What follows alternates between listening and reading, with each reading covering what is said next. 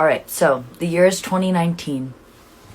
I am working in Park City. I'm working on Main Street. I'm working at the Egyptian Theater, which is like where they do Sundance. I'm working as an assistant program director there, okay? So I'm in charge of their entire summer camp with another person, but they're going out and doing grant stuff a lot. So I'm working at this old miners hospital in the middle of Park City as like this like principal essentially of this like arts summer camp where we've got all different types of students, okay? One of the students there is Teal Swan's son, okay? So I'm spending this whole summer with this like bright light, okay? But there was a lot of rumors going around amongst my teachers about his mother because she would come to all the shows. So we would see Teal Swan, and like she was probably the most famous person involved in the summer camp. And so there was a lot of like rumors going around about her. So I needed to figure out like what that meant. All right, and so then that sent me on a deep dive through all of her content and realized that I'm Mormon at this point. Like, I'm not very good Mormon at this point, but I am sticking to Mormonism. My life plan is to still wait for one of my friends to get home from their mission and to marry them. That's still my life plan at this point, okay? As I do this. So that's what I'm waiting for. And I'm going to repent and I'm going to go back to being Mormon. That was kind of my life plan at this point. So now I'm going on a deep dive of all of Teal Swan's content because I am involved. Like, I just have to know everything now. Because I see her son every day and I'm like, is this child in danger? And I'm like, no. Like, I ended up loving Teal Swan's content. But it ended up conflicting a lot with the Mormonism. But that was good. So then one of my teachers brings me in the CES letter. And the CES letter is a letter that describes all of Mormon's sins. Okay, so I read the CES letter. I've never been so locked in on a document in my entire life. I read this entire like 200-page letter in like the span of a day. I'm like locked at like I don't even remember the day. Everything's a blur. I'm only reading this letter, and it gets to the end, and it essentially brings up all the different flaws with church history and like leaders and things that have been maybe not necessarily disclosed to the members. And so it brings up a lot of those things. That's what this whole letter is. And so I'm reading it. And I literally am like, we can't be Mormon anymore because, like, I get to the end. And the end all has some diary pages of Helen Mar Kimball. And she is Joseph Smith's 14-year-old wife. And I'm reading her handwriting. And I'm reading her own words. Her own account of it. And I know exactly how she feels. I know, like, I can relate. And so I just decided I had to not be Mormon anymore and moved in. Okay, so then at this point, I decide I'm moving to England. So I moved to Preston, England, because I'm doing this printmaking apprenticeship where this is like the only college where they have like these huge like machines still, like printing presses. And like I like working with all these chemicals and stuff like that. So I'm learning how to use all of these crazy printing presses. And I'm in England and I'm alone and I know nobody and I'm living with like 5 extremely conservative Muslim women. And they called me sinner. They literally, because they would see me smoking, they would literally call me sinner. And I'm like losing my religion, and every single night I can't find any drugs other than like ketamine, and I don't like ketamine because but so I'm not doing any drugs. I'm not drinking either, even though legally I could. I'm not smoking weed. Like, that's what I mean when I say I couldn't find any drugs. Like, I couldn't find any weed. And all I had was these weed gummies that my mom, I made a bunch of weed gummies over the summer with a bunch of friends, and I had them. And my mom thought that they were just regular gummies, and so she packed them in my things. And so then I ended up like smuggling a bunch of drugs into a different country. But so I had these gummies, and that's all I had. And I would literally take a gummy, and I would literally just watch YouTube videos that were like breaking down and deconstructing YouTube. Like, I would go into a state of meditation, and I would just deconstruct Mormonism, essentially. And I would listen to like everything, every point of view, every argument. And like, that's what I would do. And I didn't want to drink because from my previous life experience, I knew that I would drink in order to like avoid a problem. And so I didn't want to avoid this. I knew that I needed to like, I needed a new life plan, and I'm living in England. I know no one, and I'm in a completely different time zone. And then I start traveling. I go to like Scotland. I go to France. I go to Paris for a little bit. I go to the south of France. I go to Monaco. I go to Florence, Italy. I almost got my passport stolen in Italy. Yeah, that's where I'll pick up next. Okay, wait, I need to back up before I talk about Italy. Oh, I need to talk about how at some point during all of this when I was in London, I got COVID. And this was 2019, so this was like late 2019. And I don't know exactly how it happened, but I did. And we didn't have the word yet for it.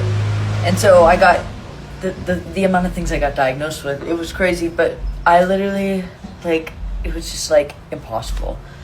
And so, it's 11:11, and my father sent me some emojis. I will decode those later. But, okay, what am I talking about? Getting COVID in London. Yes, I'm on my deathbed. I'm literally writing letters. Like, it was the most painful experience ever.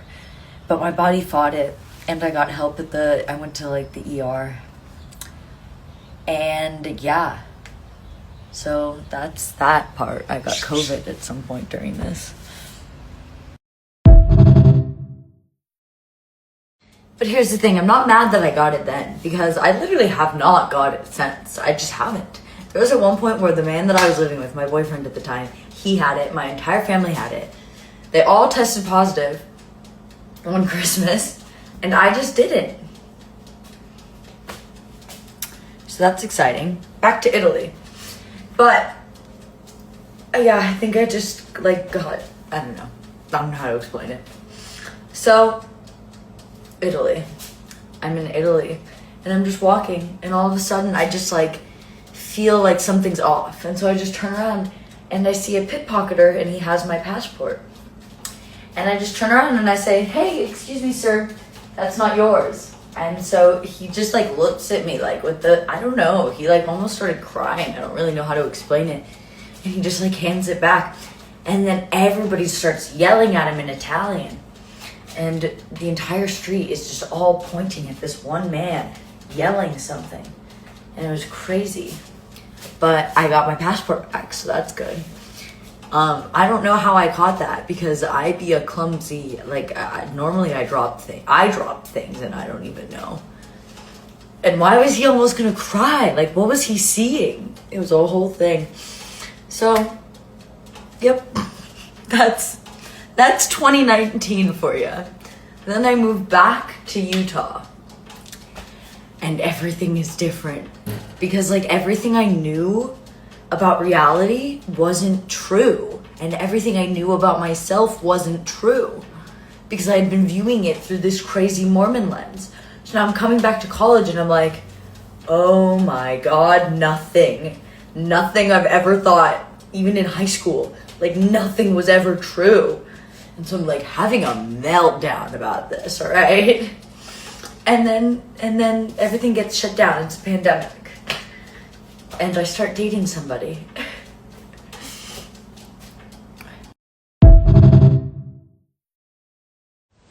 Alright, part 7. So the year is 2020. So I'm dating this guy. And in no particular order, while I'm dating this guy, I take him out to California. In no particular order, because we're quarantined together. So my mom gets married, and he shows up to my mom's wedding an hour late, profusely sweating, just, like, doing this, like, profusely sweating, driving my car with a butt plug inside of him. Don't know why. That wasn't even, like, I had never even seen one of those at this point. And he's just pretending like it's normal, okay? I also find out at a certain point that he was in jail for a little bit because of his involvement with a murder. And then I also find out that he apparently, like, raped a girl in high school, and people were sending me her, like, she, like, wrote a whole story out and put it on Twitter, and I'm just like reading this, and this man is just like right next to me, and those are all the things that I find out. And I mean, we had gotten a puppy together, so that's when I got Ruby. But then I had all of this, and so I remember it was August 16th, I kicked him out. I was like, I cannot do this anymore. I couldn't even go back to school at this point. I was like, what the fuck is wrong with me? I thought it was my fault. I had just turned 21, and I remembered this one time when I was like 8 years old or something like that. We were in Vegas, and my dad told me that I would get like superpowers when I turned to 21, and so like that was on my mind, and like that's not exactly what my dad said, but that's the effect that I remembered. Okay, and this is gonna come up more, is like me remembering like things that my dad told me or my grandmother told me when I would be in Vegas with them, but they weren't Mormon. So I would like slowly remember these things, and also things about Mormonism. And yeah, so that's where 2020 like kind of goes into. I now have this condo, but it's all gray, and I'm just like, okay, I need a life. I need to figure this out. So I drop out of college, and I'm like, this is what we're gonna do. So yeah, that's where that was at. Oh, but he kept breaking back into the apartment, and so I like threatened to like light him on fire. And that was a really scary moment of my life. And that is not the first time somebody breaks into this apartment. So just wait.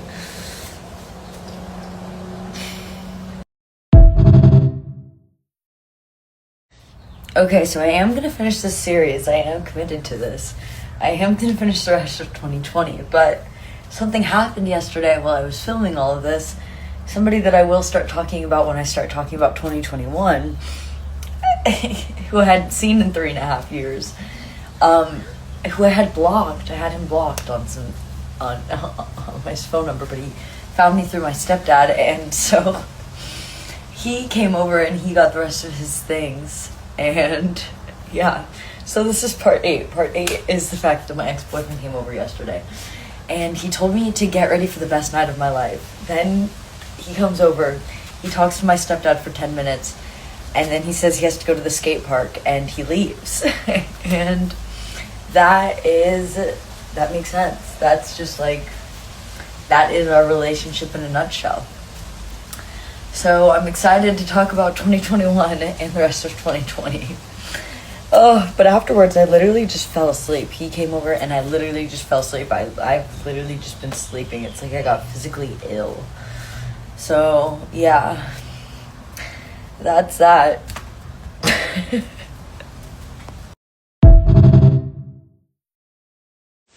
Okay, here's what I will mention for part 9. In 2020, that's when I started going, well, okay, first, I'm supposed to be getting ready for a birthday party, but I'm not feeling my best. But I'm going to mention stuff for part 9. Part 9, 2020, that's when I started going to therapy. That's when I got diagnosed with ADHD, depression, and anxiety.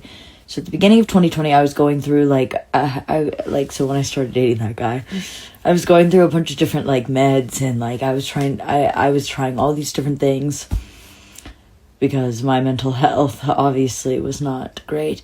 And by the end of 2020, I was seeing a hypnotherapist, I was seeing a music therapist, I was seeing a regular therapist, and a psychiatrist. So I was going to a lot of therapy during this time. And that's when I started, I started journaling a lot. So I have, so many journals from this time. I was already a pretty avid journaler. I'd been journaling pretty much every day, on and off, throughout my entire childhood, throughout my entire life. Because that was, a big thing in Mormonism that they talked about. It was, really, record keeping. So I was, on it with the record keeping. Even on, trips, I would, make little, I don't know how to explain it. I'll probably show it at some point. But yeah, but then I started record keeping even to a crazier extent at the end of 2020. Probably right. All of a sudden in 2020, I kicked out my ex, and I lost a bunch of weight, and because I started eating healthy, and I literally didn't see anybody for 2 months, and I just locked myself up in my little condo that I had bought at some point during 2020. My mom's husband bought me a condo, and so I was living in a condo that we owned.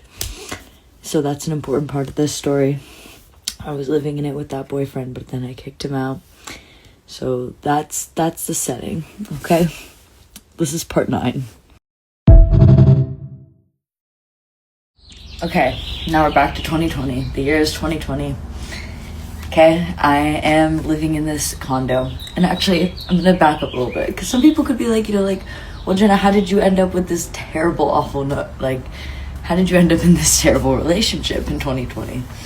Well, my will to live in 2020 was it was the lowest it had been in a while. I think maybe it's ever been. Because you lose your religion, you all of a sudden I'm starting to feel things that I had shut myself off from feeling for years. I'm going to therapy, I'm realizing and remembering all these things. My will to live and I'm on all these different meds, okay? I'm trying all these different combos and stuff like that. I remember one day I took this thing called Wellbutrin, and I literally, I was never more certain in my life that I needed to die. So, this guy came and, was essentially my, suicide watch that day. Now, this is a long time ago. And so he would just make sure that, I would eat and drink water, because I just wasn't doing those things. I also wasn't showering. And that's what, I stopped going to school. I literally just ceased to function. I don't really know how to explain it to you. My functioning just completely and utterly stopped. And then it came back on once, I don't know, I started to function again in, August. Something in me just, when I got this new condo, I was excited. I was studying about, how, outside colors and outside senses, affect the body, and how they even use that in casinos and in, even, supermarkets and stuff like that. And so I'm oh, I could, design something to, fix me, is what I was essentially thinking in my head with this condo. And I had this puppy, and because Ruby is deaf, she's got no depth perception, and she is albino, and she is also the runt of her pack. And so I would lead her through obstacle courses to train her, because a lot of things online were oh, you have to hit them on the nose, or you have to use some form of pain stimulus to train them. And I couldn't bear to do that, so I kind of dedicated all of my time to building obstacle courses to train her. So yeah, that's where I'm at, 2020, okay? That's what I was doing during the pandemic.